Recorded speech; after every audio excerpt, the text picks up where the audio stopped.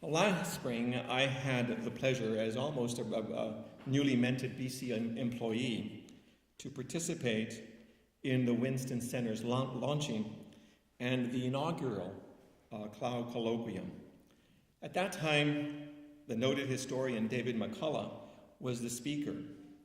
And today, I'm pleased to see it continue to develop and to stay true to that very auspicious beginning. With Mr. McCullough, we took a very serious look at the past and reflected on our origins and the bold leadership that enabled, in fact, this great country to come into being. Today, we're going to fast forward and take a look at the present, specifically at American foreign policy. To do this, it's my pleasure to introduce our speaker, General Anthony Zinni. General Zinni joined the Marine Corps in 1961, was commissioned an infantry second lieutenant in 1965 upon graduation from a sister university down south a bit, Villanova.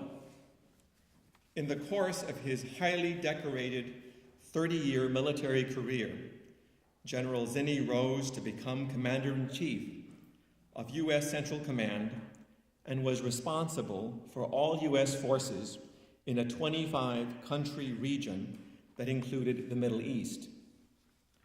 Following his retirement from the military, he served as Secretary of State Colin Powell's special envoy to Israel and the Palestinian Authority. He co-authored with Tom Clancy the New York Times bestseller, Battle Ready, and is the author of The Battle for Peace, a frontline vision of America's power and purpose. General Zinni's military service took him to over 70 countries, including deployments in the Mediterranean, the Caribbean, the Western Pacific, Northern Europe, and a particularly troubled spot, Korea. Today, I'm delighted to welcome him to Boston College and to this wonderful colloquium. General Zinni.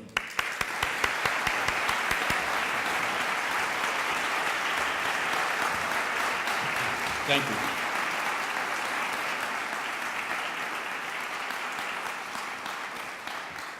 Thank you. First, I'd like to say how much I appreciate the fact that you have here at this school a leadership center. I think that the time in our history for something like this, where we discuss the challenges of leadership in every walk of life, could not be more important. As I'm going to tell you here, I really believe the world has changed significantly over about the last 15 to 17 years. So significantly that the old way of doing business is what's getting us in trouble and making it more difficult. We need significant changes in how we see our role in the world and how we approach the world. And I really believe that for future leaders, whether it's in government, in business, in the military, in any aspect of society, is going to be much more challenging because of these changes. And the time to talk about that is now, especially at institutions like this where we're forming our leaders for the future. Recently, I was talking to a very close friend of mine who's a retiring CEO of a major American corporation. He impressed me when I was on the board of directors by his dedication to instilling in his organization an ethical code, a sense of morals and ethics in everything they do, even sometimes at the expense of sales. I was impressed with the fact that this company has been so successful, and I really attribute it, as did other members of the board, to this concept of ethics first, of a moral sense of doing what's right first. And I asked him about his views on leading today in the current environment. And he reinforced some of my beliefs about a changed world and how the challenges of leadership are much different in many respects. As a matter of fact, I've convinced him to co-author another book with me, so I got something out of this.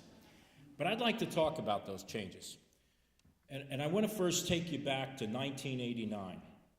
In 1989, I was selected to be a brigadier general.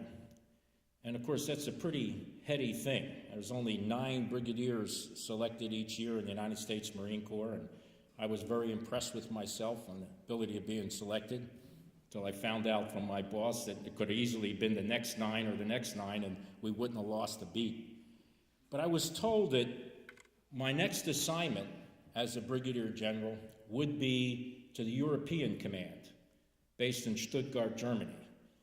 You know, we have 4 regional commands in the military: the Pacific Command, the European Command, the Southern Command, which handles our hemisphere, and the Central Command, which you see in the news all the time, that basically has the Middle East, parts of Africa, and Central Asia. It seemed to me to be, interesting going to Germany, taking my family. It'd be a wonderful tour. There was nothing new about the European Command. Basically, they had been faced off against the Soviet Union for almost half a century. Everybody understood the Cold War and what was at stake. Everybody understood the military mission. As part of our education as newly appointed brigadier generals and rear admirals lower half, all us 1-stars had to go to a course in Washington called the Capstone Course. As part of that course, you took a trip to your future command. And so a few of us that were going to the European Command all mounted up and flew over first to Berlin. Now, while we were in this course and headed to Berlin, the Soviet Union collapsed. Gorbachev threw in the towel. We arrived in Berlin, and at that time, we had an army organization there called the Berlin Brigade. And what was scheduled was the first series of briefs by the Berlin Brigade for us new 1-stars. Now, I'm sure that brief hadn't changed in 40 years. And it was going to tell us how they were the forward outpost of freedom and democracy. And they were faced off against the evil empire, remember that term, on the other side. We arrived, and there was no evil empire as we landed in Berlin. And the Berlin Brigade was trying to figure out what to do with 6 new 1-star generals and admirals, because the briefs were no longer valid. And it suddenly had happened. So they did what any military organization does, stuck with that kind of situation. They turned us all over to a second lieutenant to allow him to figure out what to do with us and humor us until our time ran out and they could get us going, as they were trying to figure out what was happening. This second lieutenant, again, stuck with these 6 1-stars and trying to decide what to do to get them humored, at least till they got on their way, said to us, "How'd you guys like to go over to East Berlin?" So we said, "Well, can we do that? I mean, we're in uniform. Are you allowed to go?" I mean, he said, "I don't know." We said, "Let's try." He had this Volkswagen van, looked like something from a 60s hippie mode of transportation. We jumped all in his little Volkswagen van, and we drove through Checkpoint Charlie. Now, I got to tell you, Checkpoint Charlie, to me, although I had never seen it, was what we call in the military the forward edge of the battlefield. It was the forward outpost. It was where we met the enemy day in and day out and stared him down. It was the gap in the wall. I remembered as we were driving through there, 1st grade Mrs. Harris's class, where I took a pillowcase to school, because when the air raid sirens went off, we had to put the pillowcase over our head and dive under the desk or go down to the basement that was the Civil Defense Center. And most of us at that age, at 6, were hoping we'd hear the bombs drop or something exciting. And now, 1989, 40 years later, I'm driving through an empty Checkpoint Charlie. Nobody was there. We drove through the other side, and the first thing that impressed me was that it was a Potemkin village, a facade. The main street was literally a fake. As soon as you drove off the main drags, you saw the pockmarked buildings that still had the bullet hole marks from World War II. People were riding around in 50s vintage bicycles. These Trabi cars manufactured in East Germany, made out of pressed wood and belching smoke. Now, I just came from West Berlin, Audis, BMWs, Mercedes, into this time warp. We drove around for a while, marveling at all this, and the lieutenant said, "There's a Russian military garrison. Let's drive in there." We turned in. The guards on the gate didn't know whether to shoot or salute as we came through. And we drove around the caserne, the military garrison, for a while, got out, went in their officers' club, looked around. And what struck me is they all looked like zombies, unsure what had happened, what was going on, and sort of wandering around in motion with no sense of purpose. We came out through there, and we got ready to move to our next set of briefings in Heidelberg, Germany. And I was thinking on the bus ride down, something has changed here. I mean, everything that I ever knew since I could remember, or had a memory, has suddenly now become irrelevant. The Soviet Union has collapsed. What does this mean? Now, I heard from my president, President Bush 41, there would be a new world order. There would be a peace dividend. That now the doomsday clock had been set back. The world had changed for the good. We had come so close to blowing ourselves off the face of the earth that now we would sigh with relief. And suddenly there would be some sort of natural positive reordering of the world. Except that the following years that I spent in the European Command were one of crisis after crisis. We supported the Gulf War.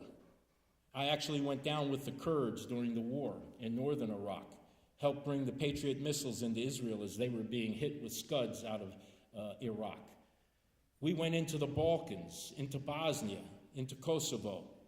We were in Africa with a whole series of things that were coming apart there, evacuating American citizens and trying to shore up governments that were falling apart, one after another. I went from there to Somalia for 3 tours of duty. There was no peace dividend. Our military was coming down. Nobody was re-looking at what it might be doing.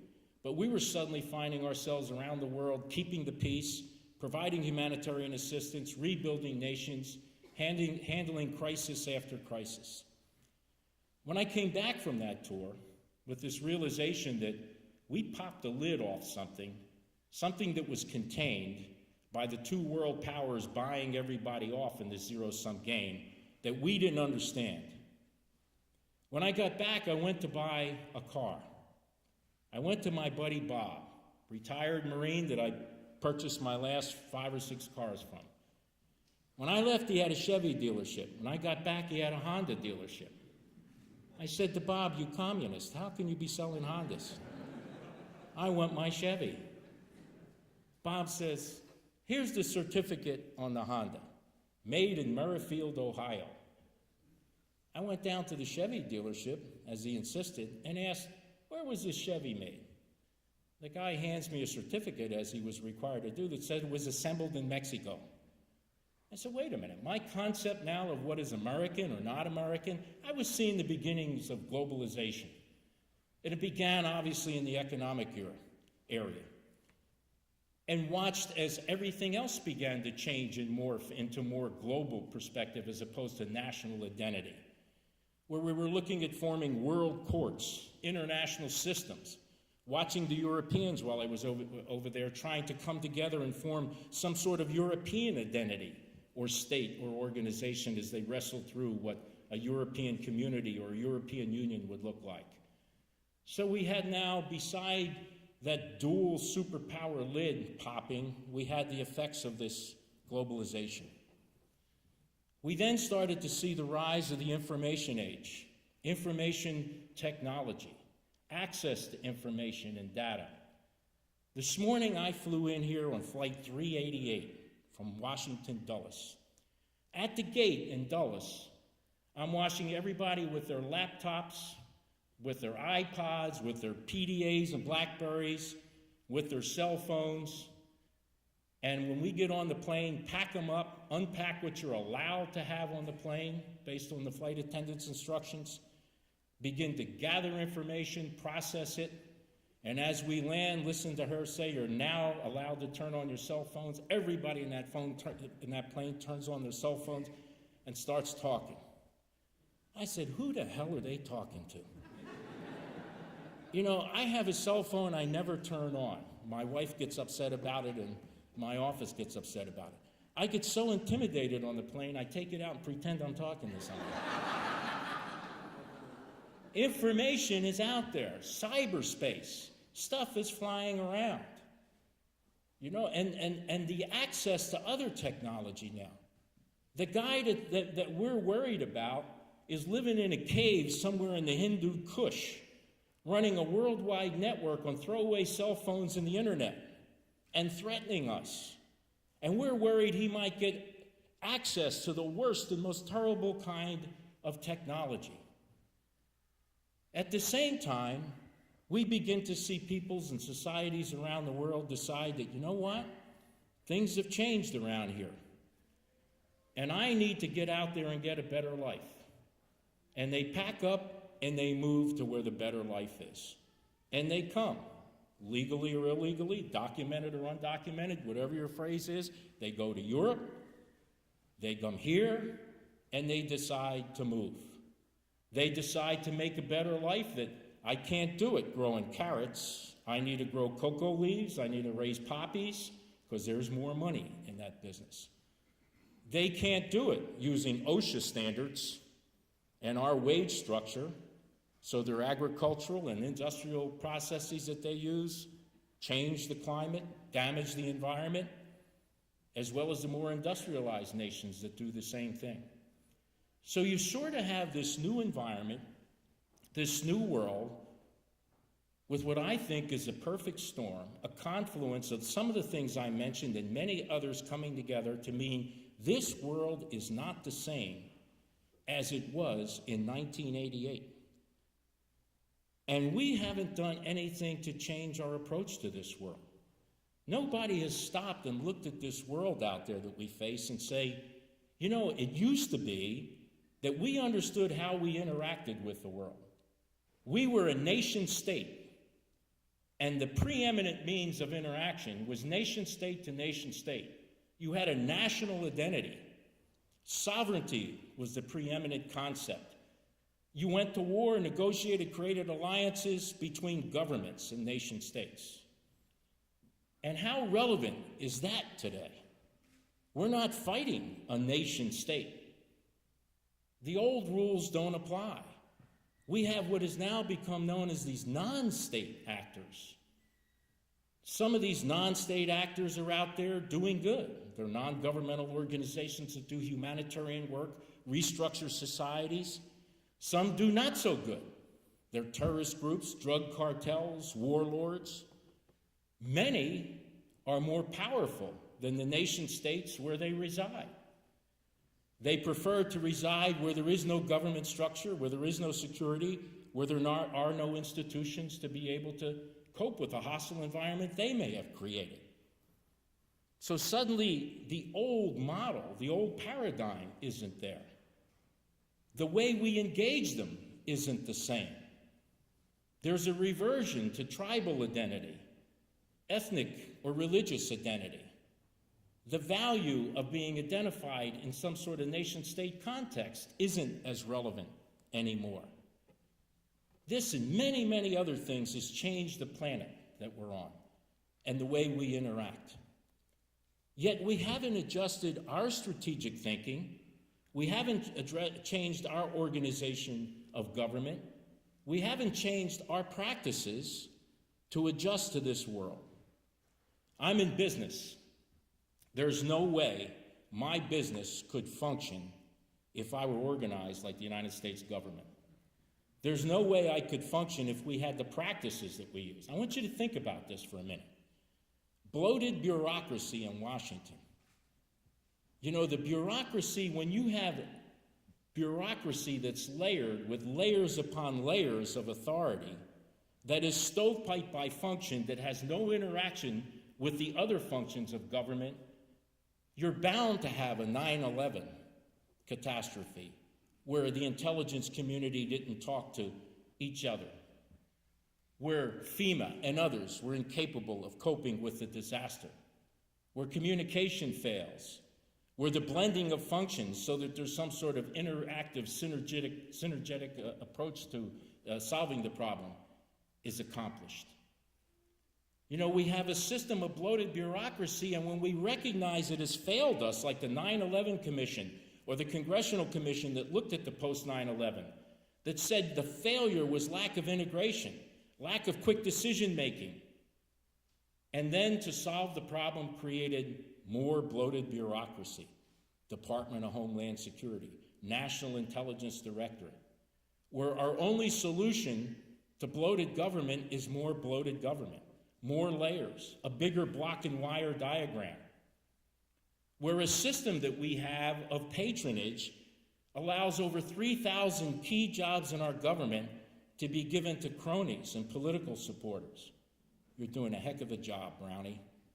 And Brownie and 7 other members of the top 12 in FEMA had no experience in humanitarian disasters. If you give enough to the campaign, you may become the ambassador to the Dry Tortugas or somewhere. And you better hope there isn't a catastrophe that requires some diplomatic skill. Or you could find yourself appointed to any key government position. We all love our congressmen and senators if they can bring home the pork, if they can get the earmarks in there, if they can bring a bridge to nowhere, or a university study on the mating habits of the otter, or whatever it is that allows our precious resources to be peeled off from maybe what might be higher priorities as we watch it. Where the inability to plan, the inability to understand what we face out there, the inability to transform our government. If you operate today in any enterprise and you want to succeed, you had better have a flattened, streamlined organization that's integrated. You had better be able to process information very quickly. You had better have a system that allows you to make solid, clear, quick decisions and act and execute. And I don't care what field you're in, that's necessary. And yet, we have a government that is based on a model that goes back centuries, a patronage system that Andrew Jackson could recognize, a bloated governmental system that was fine when you didn't have the information technology, the speed, and the ability to move information as quickly as we have today. And only we can be trapped in that kind of organizational structure that doesn't serve us. What threatens us out there today? What should we fear? Well, it's strange because up until now, we feared political ideologies that threatened ours. We feared military powers that might form alliances, all fundamentally revolving around or within the context of a nation state. And now we don't have that. The threat is something very abstract. The threat is instability. My definition of instability is when a society finds itself in a hostile environment, an environment that may be natural, that may be man-made, and it can't cope with the environment.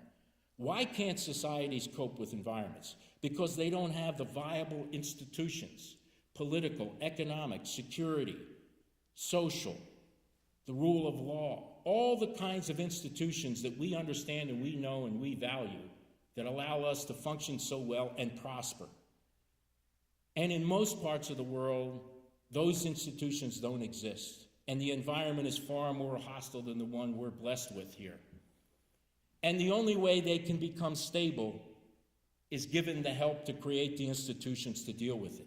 Because if they can't deal with it, their problems or the symptoms of the problems they have will wash up on our shores. If you were to take a survey as to what concerns Americans most, what might you hear? Terrorism, illegal immigration, drugs on the street. You name the problems. Damage to the environment, global warming, something we pay very little attention to that the science now has agreed is a tremendous threat that's coming upon us pretty quickly. And the sources of those problems, or the things that exacerbate those problems, exist in those parts of the world that are unstable. And so what becomes the moral obligation of the stable parts of the world? Not only the moral obligation, not only that you have to do it out of a sense of altruism, But what are you going to do to be able to weather this storm and not become part of the problem? Because the problem will come here. You can't build walls. You can't just buy America. You can't become self-sufficient and independent. It's impossible in any area. Yet this is the line that we hear. We can re-isolate ourselves from the world. And again, I don't care what you intend to be, for those of you that are now striking out on your own, whether it's to be in business or government or any other field, you're going to find yourself now connected to a world, not just to a community, not just to a national identity, to a global identity. It's inevitable. It's happening. It's around us. And we don't know how to cope with it. You can no longer look within your own tribe and decide that you can exist within that tribe, because things move too fast. They're too interconnected today. And so we require a new kind of leader, a leader that can maintain the right moral compass, the right set of ethics, an ethos that we can believe in and adhere to under the challenges that threaten that. I mean, right now we have a very diverse community. We have a very liberal and open society. We have science that is beginning to challenge some of the beliefs that we've held so long and open up new areas and fields that create moral dilemmas. Where is the moral compass we're going to follow as a society? It's much more difficult today. It's difficult in business. It's difficult in everyday life. It's difficult in governance. Look at what we've wrestled through to try to understand if the old conventions apply, the Geneva Convention, the rules on torture. Are we open up to a different world? Do the old rules apply? I was mentioning today, as we were talking about what we discovered in the Marine Corps in our socialization process, which we like to call boot camp. We used to believe that you came to boot camp, we took the foundation that you had, as one friend of mine called it, the code, and we built upon the code. We find now there is no code. That code that used to be instilled by school, by church, by family, rarely exists in the same way it used to. We are now finding we have to instill a code instead of polish it, enhance it, use it as a basis or a foundation to create a better person. That doesn't exist anymore in society. It has changed. I can tell you from being in the business world and just from what you read on the business pages of the paper that it becomes more challenging, where morality equals legality, where it was never intended that ethics and legal status were the same thing, where sometimes ethics means you do more than just what is legal. I've seen companies that try to maintain that sort of ethical standard, that ethos that goes beyond the letter of the law or the minimalist approach. I'm happy to report that where I see it adhered to, they tend to be the most successful companies. And I think that's a good sign. But I worry about where we're headed in our society. Whose morality? Is it going to be an extreme morality, an open morality? What are going to be the judgments that we use? Is it going to be a utilitarian approach? Is it going to be a values or a moral approach? With these challenges out there, it isn't as simple as when I sat, where these students in this room sat 50 years ago. And that is going to be one of the challenges. Beside that global identity, that sense of right or wrong and morality and ethics is going to be the second biggest challenge. The third is going to be to master technology. Do we become slaves to technology, or do we master it? Does technology make the decisions for us? Is technology the servant? Are we the slaves? And I think technology has certainly some great effects and some great advantages, but I worry about what it does. Does it isolate our youth? Are we burying ourselves in the screens on our computers? Do we find our lives lived in cyberspace instead of reality? Is the need for human interaction now just about gone and ebbed away? And I think that's going to be the third challenge we face as leaders. If you begin to lose the ability to relate to people, to lead on a human basis, if everything is going to be a process and an automated process, what kind of society will we have? And we're headed that way. I think the time has come where we need a vision, and we need a leader to state that vision.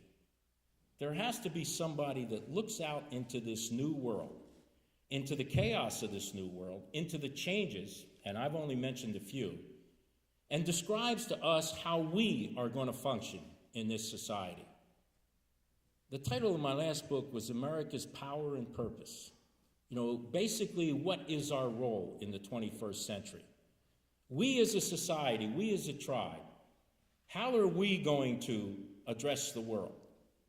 Whether it's in governance, whether it's in business, any sort of interaction.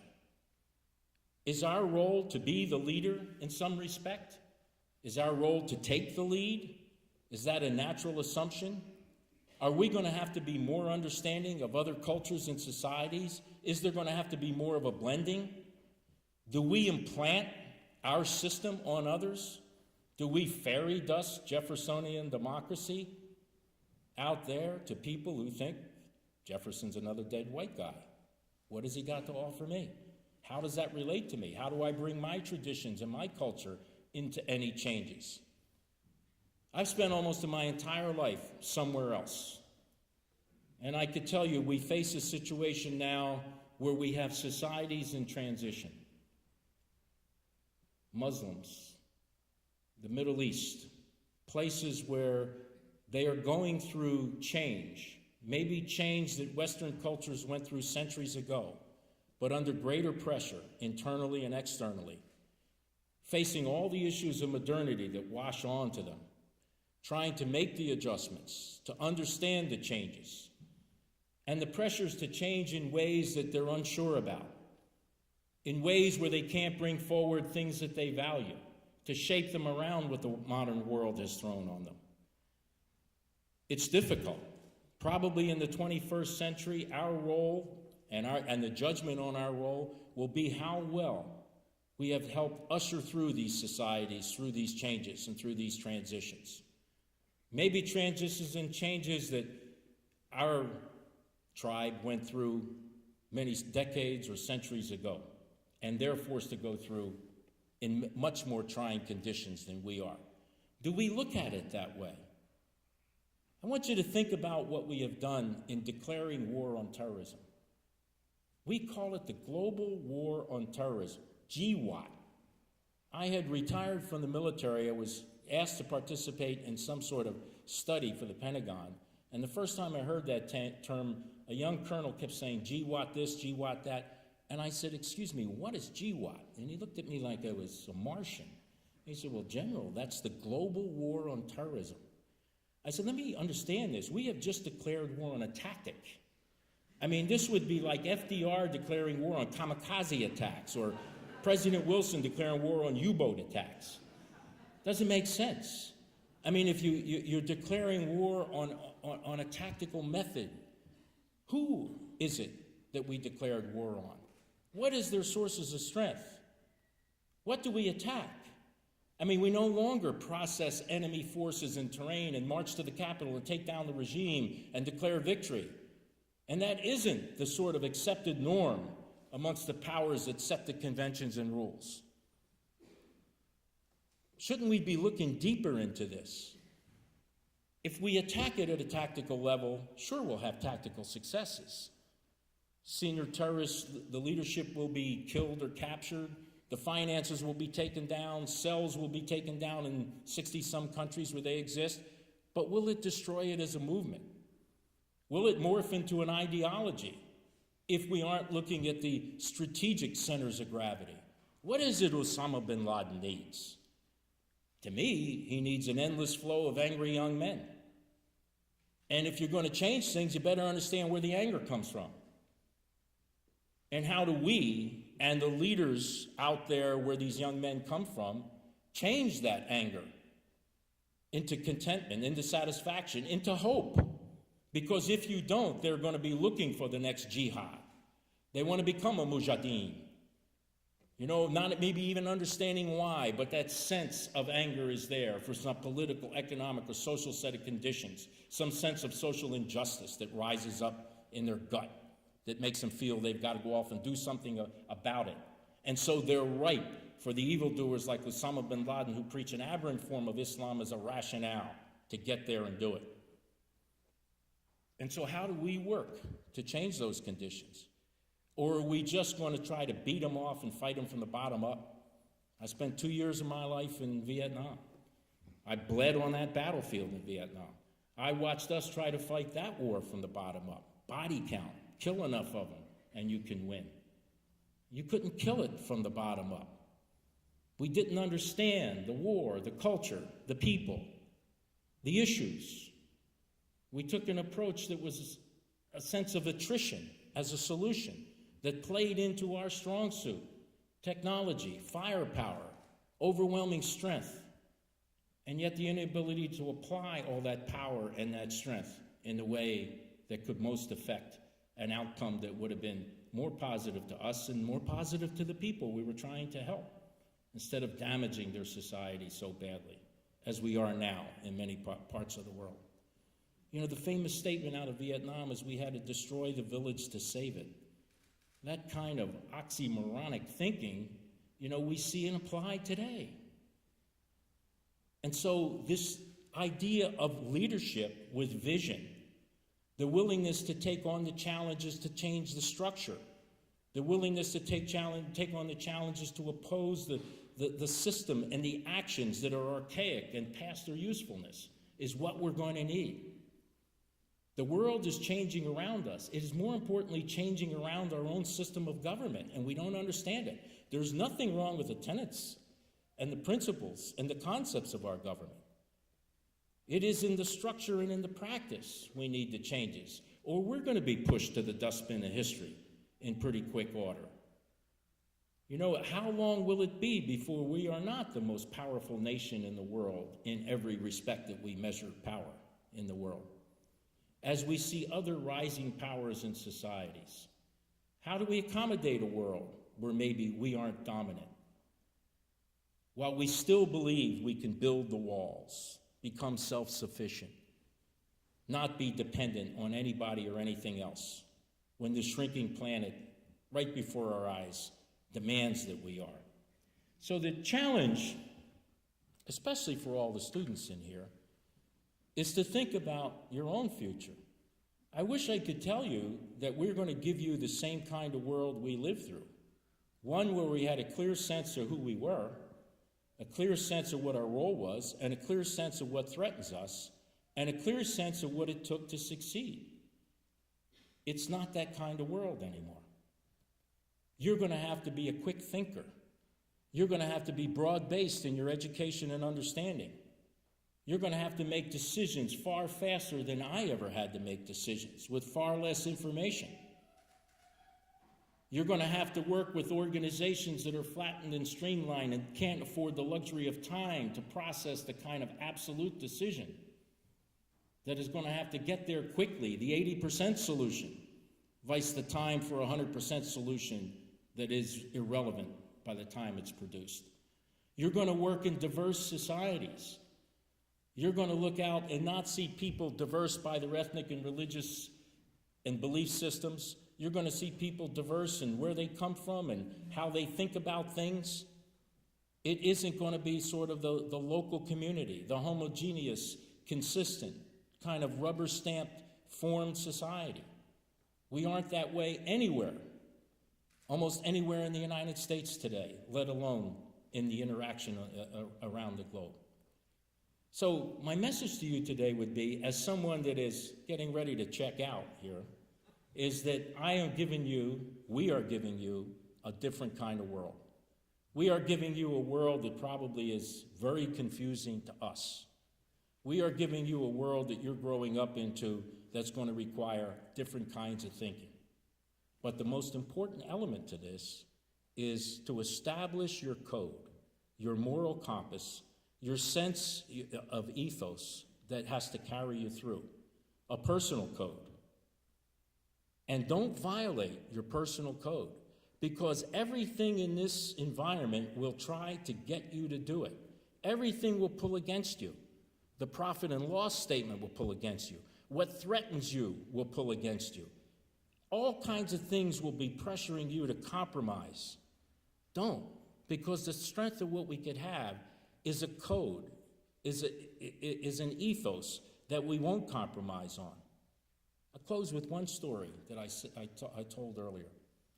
After 9/11, a whole host of my Islamic and Muslim and Arab friends sent me letters and emails and called me to offer condolences and express a sense of shock at what happened on 9/11. One friend in particular was really agitated and bothered. And I tried to understand. I understood his sense of feeling about how horrific this was, and that, in fact, some of those hijackers came from his society. But there was something more to that, it seemed to me. And I asked him what it was. He said, "My biggest fear is that because of this, America will stop being America." He was trying to tell me that you're good. If you're not perfect and you make mistakes, you admit it and you try to be better. Your reach does exceed your grasp. You constantly do this self-examination and attempt to be better. Don't compromise your standards. Don't compromise your morality over this. You are justified in your retribution. You're justified in retaliation. But the worst thing you could do for the rest of us out here is not be that model, that beacon that Jefferson said we should be, that bright shining city on the hill. If we lose that, if we begin to waver, if we actually have discussions about what is torture and not torture, if we begin to think about the end justifying the means, and begin not willing to take risks to retain that kind of belief system, then I think we're in danger of losing our identity. And it reminded me of a quote that I used in my book from de Tocqueville, who, in touring the United States in the 1880s and observing this wonderful experiment called America, said that America was great because she is good. And if she ever stopped being good, she would stop being great. And I think that's something to remember for these times. Thank you.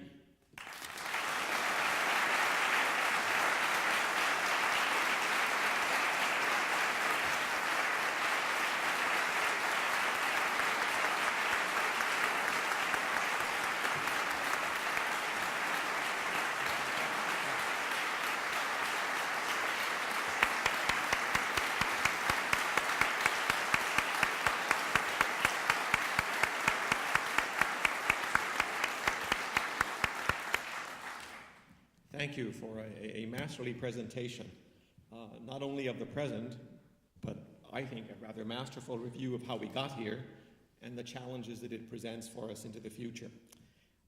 General Zinni will take questions, I'm glad to say. So let's have a few, particularly from students, and if not, maybe we'll ask them of you. So that's it. Yes?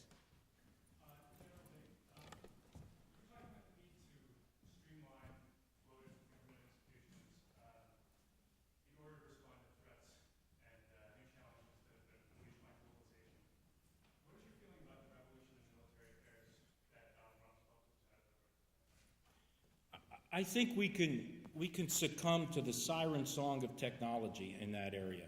And I think if you go back to the beginnings of the current administration in the Pentagon, before 9/11, the effort there was to say, we have changed so significantly that we should invest totally in technology, that precision weapon systems, space-based intelligence systems, that this is the future. The need for large ground formations, the need for manpower-intensive units are no longer there. That our strength is in technology in several respects. There was a term going around that we would run knowledge-based operations, that we would have such superior information and be able to access the information, the ability to process that into knowledge and wisdom, according to them, and to know everything, and then to be able to affect it. There was an add-on concept called effects-based operations, that then through technology and the superiority in technology, we would create the effects, first, second, third order effects that would produce the outcome we want. Tempting. and wonderful in theory. The trouble was the world suddenly didn't become that kind of force on force, nation state on nation state, that you were opposing an enemy with a counter value system of structure and terrain, that was susceptible to that. We found ourselves in the kinds of commitments now that you see that are manpower intensive because they require rebuilding societies. And so that kind of military that we headed for and got pulled up short because of 9/11 wouldn't acknowledge it and then tried to do Iraq on the cheap, got us into trouble. What we need really is sort of a bifurcated military. I don't deny that we shouldn't retain our advantage in technology because you don't know that you might not face a peer competitor or someone that can try to outdo you technically and through a technology superiority. And you don't want to close gaps where we have certain superiority. But what we're finding now is the most probable threats and the issues we deal with require a different kind of military. One that has a role in conflict that has to be blended with a political, a social, an economic, and a humanitarian element that has to help, as I said before, help those societies to build the institutions that allow them to cope with the problems they face. The military finds itself on the ground in peacekeeping and humanitarian missions, security missions, training other militaries, and doing the kinds of things that are almost back, to the future. My son just came back from Afghanistan. He's in the Marine Corps. He was an advisor to an Afghan commando company. When I picked him up at BWI Airport and he got off the plane, I said to him, "What did you learn?" He said, "I learned how to pack a mule." And I mean, that's the level, that's where he was. He was down there packing mules in the hills. And that may be where our military has to be, while it still needs to maybe retain superiority in space and in aerospace, and all that implies with technology. So I think the RMA got off track by investing too much in a total technology solution.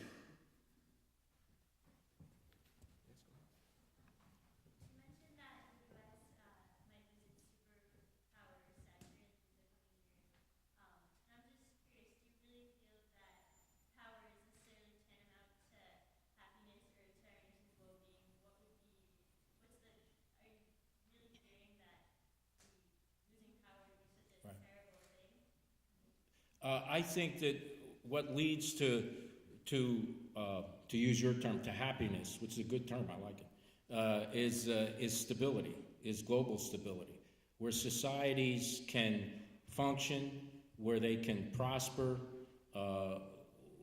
without conflict.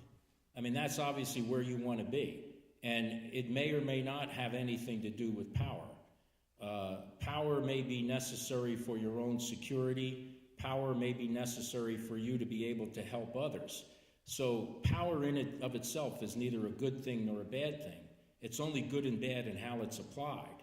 And if it is applied to achieve a level of global stability, sense of security, where there is a prosperity that is shared, then I think it is a good thing. If it is not, then obviously it is not. In histories, we have good examples of both sides. So the short answer, no, power in itself doesn't directly equate to the kind of sense of well-being and security that we want as a society. It's how you use it, if you have it. Questions? Yes, in back. Go ahead. Yeah, there's two mics, I think, one at each end.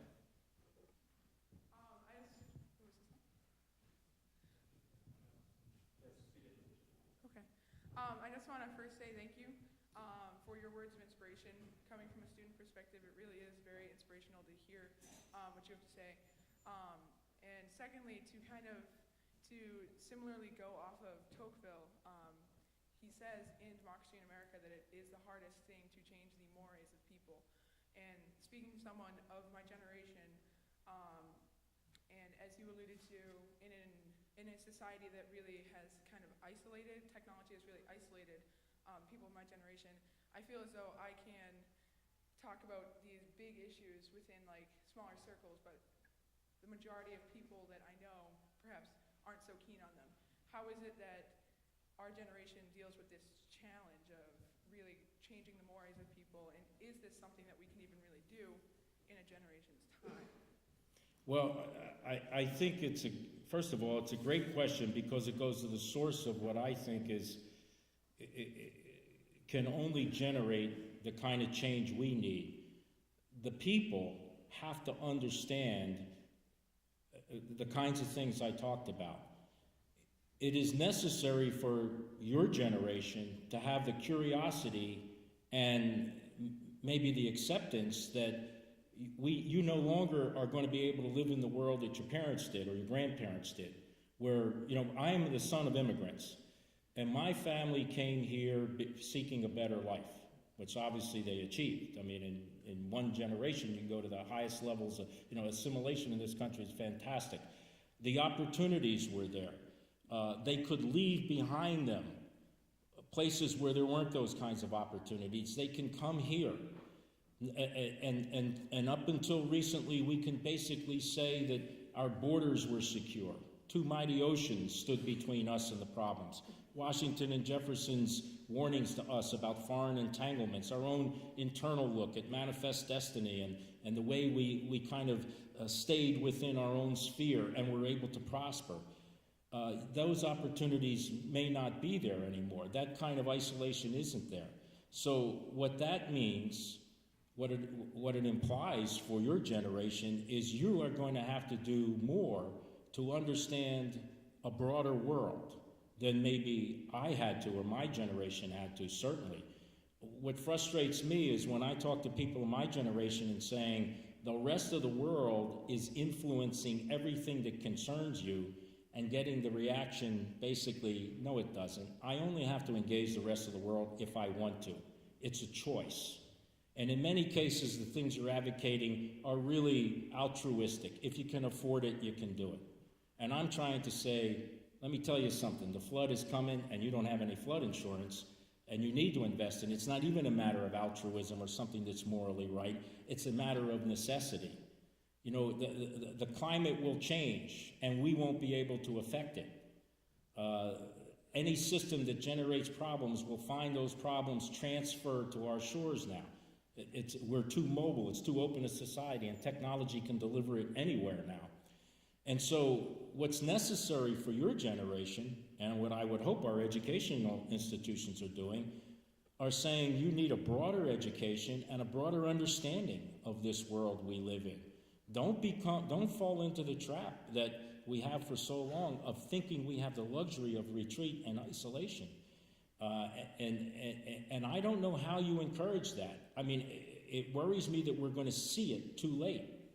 Sometimes when I talk to people, in groups and talk more specifically about the things that threaten us and try to draw the connection of those things back to the unstable parts of the world where they originate, where they're born, they don't see it, or they refuse to see it.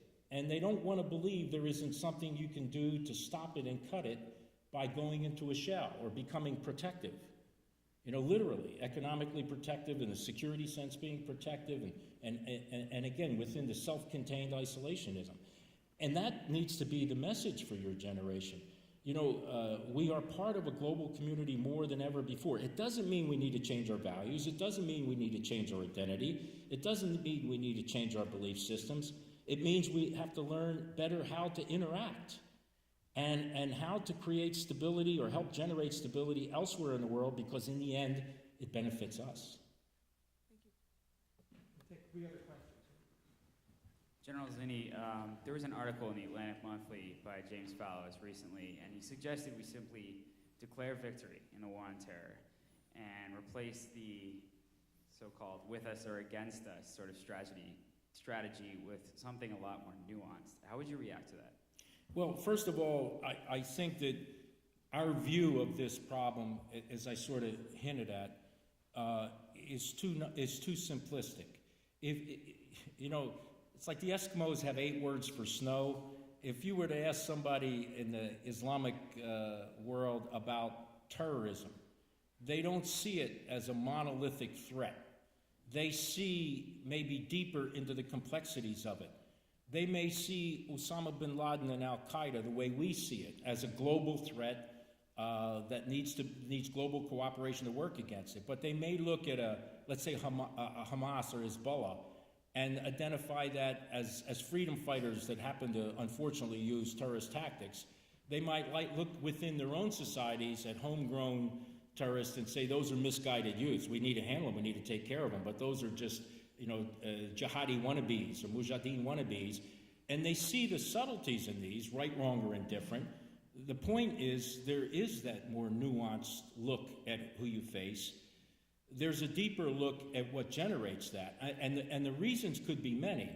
It could begin with that anger. The sources of that anger could be a political situation, an economic situation, a social set of conditions that drive them that way. If you're the middle son of 10 sons and you're watching your father has no employment, you feel oppressed in some way by the government or the conditions, and you have that whispering in the ear of the jihadists that are telling you, you can be a hero, you'll be a hero in your village, they'll praise your picture. I've seen those pictures on the walls in these communities, above the graves where there are flowers. You'll be revered by your family. Join us. Be willing to sacrifice.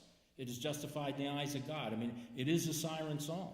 And how do you break that? You have to change the conditions which make them susceptible to that.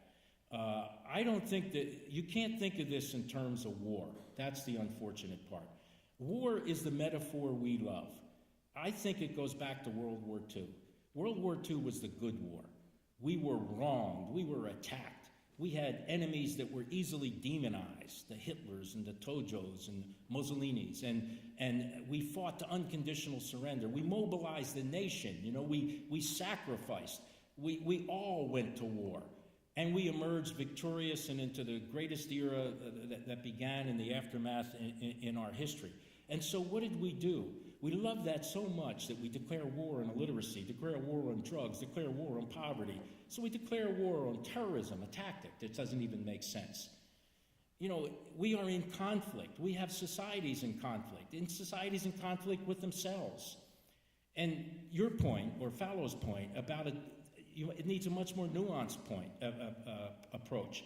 The fact is there will be elements of this where it will look like war, where we may have a force out there engaged in some violent exchange. There may be other places where we're helping rebuild societies. There may be other places where we're working with societies and engage in a dialogue. I've done 8 mediations for the United States since I retired. The last 3, one was with the Israelis and Palestinians. I did one in Indonesia with the Free Aceh movement in Sumatra and the government of Indonesia, and one with the Moro Islamic Liberation Front in Mindanao with the government of the Philippines. And in many cases with the last 2, these happened to be Islamic organizations, but these weren't Islamic issues. These were issues with the government, about governance and sharing of power and everything else. They happened to be Islamic, but the opportunity was there for the Abu Sayyafs and for the Jamal Ismailiyas and the Al-Qaedas to try to infiltrate them and radicalize them in some way. And so it's important to look at those kinds of movements and not treat them the same. You're in a battle with Osama bin Laden for their hearts and souls. The elders in those movements don't want it to go to that extreme. The youth sometimes wants to. They've got the Osama bin Laden t-shirt, and they see it maybe as the only way out of 25 years of conflict to get any progress. So there is a different, subtle approach. Resolve the issue and the problem, take away the opportunity. And there are many approaches to that, beside mediation, providing opportunities. In Mindanao, USAID was creating markets and farming industry and training and doing things to better the quality of life, economically and socially. And working with the Philippine government, trying to give them some sort of degree of semi-autonomy and some sort of identity, and maybe claim ancient rights to lands that had been misappropriated down the road. So there's all kinds of possibilities and ways to deal with this, with the exception, in addition to just saying it is a war, and all that implies and means, or can be inferred from it, that leads you to one mindset in approaching this. And I think that's what Fallows was trying to say, and I certainly agree. General Zinni, my question actually builds on what you were just saying. with, I go to bed at night and I don't have to fear for my life. And I can go more or less wherever I please. And this is a situation that is quite radically different from those of the many thousands of people my age and younger than myself who serve in our nation's military. My knowledge is limited, but in my experience, I've never heard of any kind of war where the society goes about its daily business more or less completely unaffected by being at war. And I suppose my question is, and I don't know how you would be able to respond, but is it fair that we're living right now through a war where there's such a radical difference between the situations of those who are fighting the war and those who are benefiting from its being fought? Well, I think we should have, let me tell you, I've had 6 chairs at university since I retired, and they range from Berkeley to Virginia Military Institute, so I've had the mind warp from left to right and everything in between. But, my sense of your generation on the campuses, which I think would surprise a lot of my peers, is that they want to find a way to contribute. They want to find a way to be involved. I think we missed the boat by not having a national program of volunteerism where the national program is set up and the universities and other institutions have a means to channel you in a direction. You could be a, quote, warrior in this effort by maybe it's the Peace Corps, or it's a non-governmental organization where you're helping use your knowledge, your experience, or your willingness to help in some way. You could serve internships. You could do it domestically too. Like I said, when we put war on it, then the sense is you're either a soldier or you're a non-contributor. And I'm saying this is not just war. There are elements of this that are going to be like violence and war, but there's so many ways others can contribute in this thing. Remember I said the trick here is to rebuild societies, to help build the institutions within those societies, not to sort of shape them and mold them in our image, to offer them the ideas and concepts that we think are universal, but have them blended with their culture and traditions that allow them to say, well, I would like a representational government. It may not be Jeffersonian democracy, but we're going to help them get there. And so if you're political science majors, you're out there maybe working with them, interning with them, working on developing, rule of laws, some sort of governance system, or you're out there working, helping develop some economic system, some agricultural system. There is a plethora of non-governmental organizations. When I was in northern Iraq with the Kurds, we had over 60 NGOs operating with us. When I was in Somalia, we had over 120 non-governmental organizations working with us. They did everything from humanitarian support to help restructuring these institutions.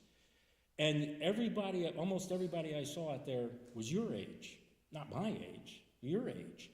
And the enthusiasm that comes with youth, the willingness to contribute, I don't think we've tapped into.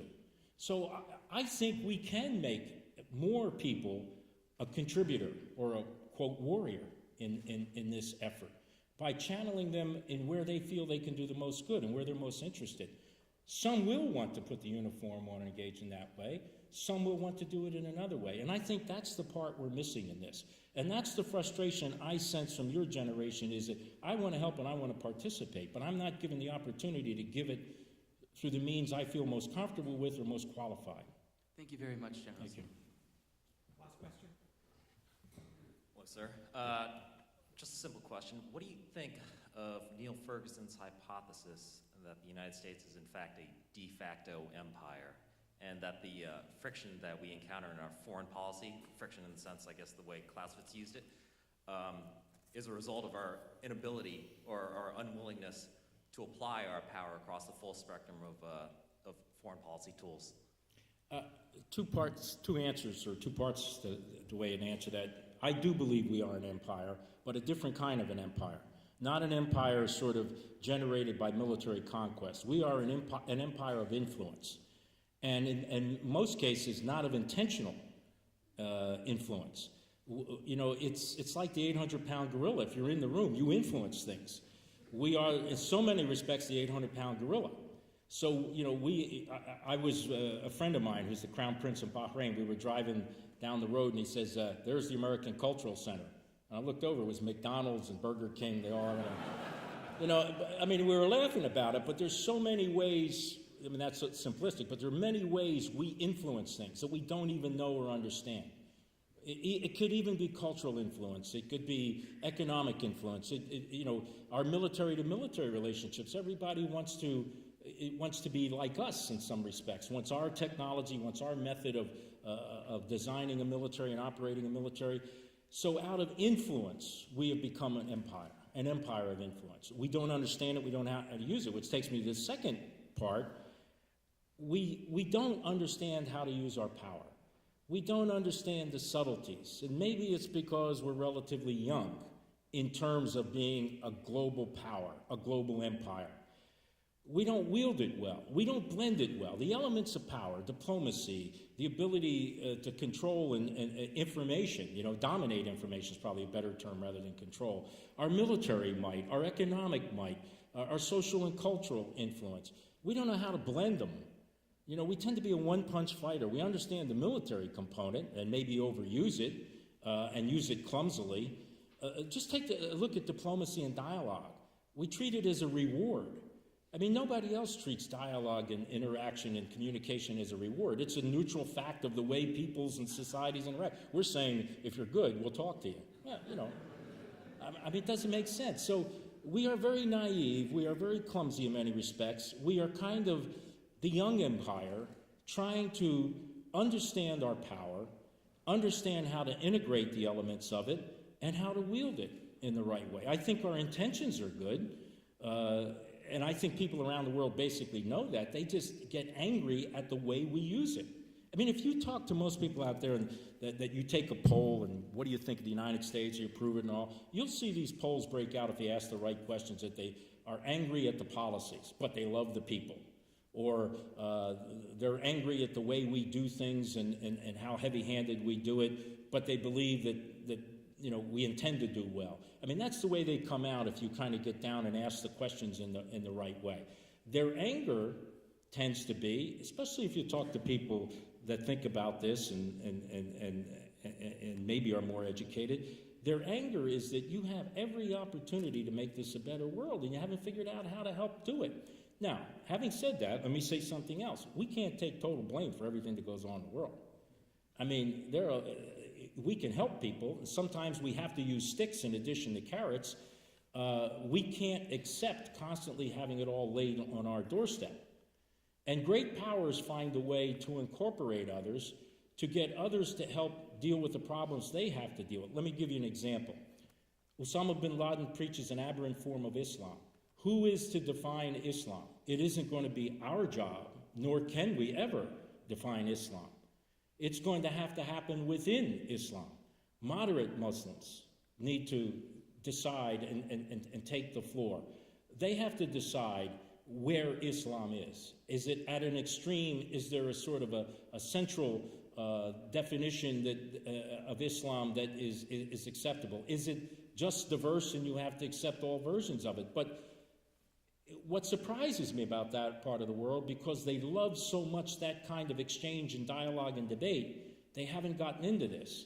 And I think those that would express a moderate view are intimidated by two factors. One is obvious fear and threat from the extreme, but also lack of support from moderate governments and leaders in giving them the venues and the support and the protection to be able to generate that discussion. And that's something we'll have very little influence on. We certainly can influence the relationship of us with the Islamic world, Islam in the West. And I don't even like those comparisons because we tend to mix a religion with a geography, or, you know, when you say Islam in the West and everything else, and it doesn't work. And comparing religions, I mean, we tend to have the greatest battles within the Abrahamic religions, I mean, which doesn't make sense either. And there's so much misunderstanding about all that, and we can help with the misunderstanding about it. But the internal resolution of that has to be done within their societies, just like it had to be done within Christianity, you know, centuries ago.